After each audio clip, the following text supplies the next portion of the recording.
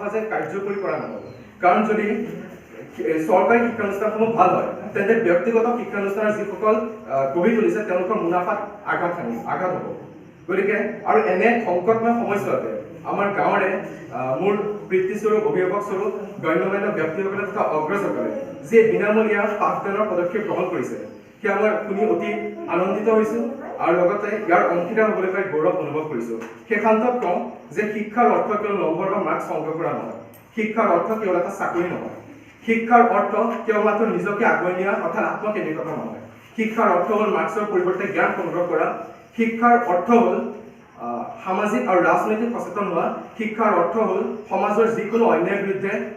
সজাগ হোৱা তাৰ বিৰুদ্ধে সংগ্ৰাম কৰা আৰু শিক্ষাৰ অৰ্থ হ'ল নিজৰ লগতে আন 10জনকো একেলগে একে খোজেৰে আগুৱাই নিয়া শেষান্তত ডক্টৰ ভীমৰাও আম্বেদকাৰৰ এটা মোৰ অতি প্ৰিয় মন্তব্য আপোনালোকৰ ওচৰত ক'ব খুজিছোঁ যে শিক্ষিত হওক সংগঠিত হওক আৰু সংগ্ৰাম কৰক ধন্যবাদ